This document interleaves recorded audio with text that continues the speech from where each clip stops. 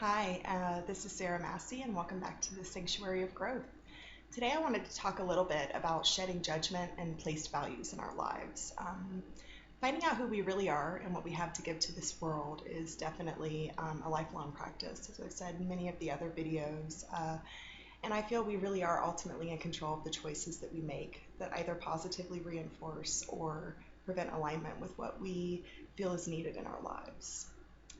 When we continue to make choices that are not in alignment with our sense of self, what we feel perhaps is our life's purpose, we often get stuck into patterns of stagnation, where negative influences, situational restraints, numerous barriers just kind of seem to appear out of nowhere and further complicate what we're thinking already in our minds, preventing our sense of authenticity, who we are, our commitment to our true path may seem to just kind of be like something we can never attain because there's just always these stressors and things in the way. And sometimes I think, these patterns of stagnation is kind of what that's all about and the energy that it draws as well. These negative forces don't stop there, though. I feel as though they begin forming a perspective of doubt. It also almost becomes like a personality type. It starts to destabilize us. We have a constant lack of self worth, constant doubts. The feelings of stagnation become chronic. Hopelessness starts to dominate, of course, which also blocks critical growth or seeing solutions or alternative, paths of kind of approaching some of the things that might be bothering us. And I think one of the places we can begin looking and exploring in our lives is our influences overall. Of course, these take many different shapes and forms.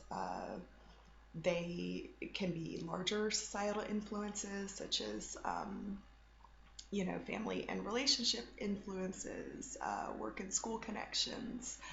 The key, I think, is that we look at these influences and role models throughout our lives and figure out, which of the characteristics of these relationships do we wish to emulate and which do we wish had never occurred or do we hope to prevent in the future? And I think by kind of pulling these apart and looking at them, that helps us to begin doing that. And I think a helpful question to ask ourselves when we're beginning to explore these relationships is, where do we place our power?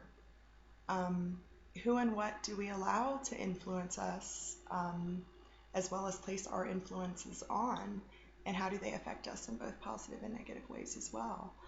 Um, Beginning to look at these influences, relationships, both large and small, I think help us to begin overall patterns that may have emerged, to begin kind of determining which parts of these are most beneficial for us and which we need to leave behind. Particularly when we view these influences through the lens of who we want to become and which direction we want our lives to take. Um, I think those are huge questions and things that take quite a while to journey through, of course. And initiating positive change in our lives is of particular importance when we identify relationships and influences perhaps that weren't positively aligned, or worse yet, those that were toxic or presented, barriers to our lives and our growth, and of course to theirs as well.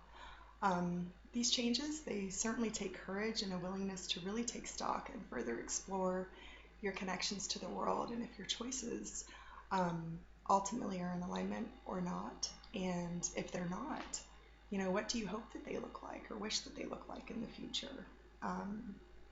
As well as what types of influences, whether good or bad, that we historically attract or historically repel. That's something else to really look at that kind of helps us to figure these things out. There's an old saying that we're our own worst critics, and I think that that is absolutely true in every way. It unfortunately rings true in many ways for all of us, I think. And gaining an understanding that our thoughts and our perspectives truly are everything in what we do helps us to become aware of the roles that these influences have in our lives as well, both internally and externally in our environments. Um, so also when we kind of think about shedding judgment and things that have bothered us in our lives, what initially comes to mind? Um, Where did these ideas or thoughts originate? Maybe expectations. They can come from our families, our friends, the people that we hold closest. And I think it's really important to figure out which we feel are helpful or a hindrance to our life path, as well as what impact they have on how we perceive the world around us. One of the biggest questions I think we have to ask is which judgments am I placing, on myself, and which am I placing on others, and how are those preventing me from experiencing joy and peace and fulfillment in my life? Figuring out the answers to these, of course, helps to assist in our growth and self-discovery so we can begin identifying these areas that have caused us so much trouble, and begin, removing these judgments that no longer serve us in both conscious and unconscious ways.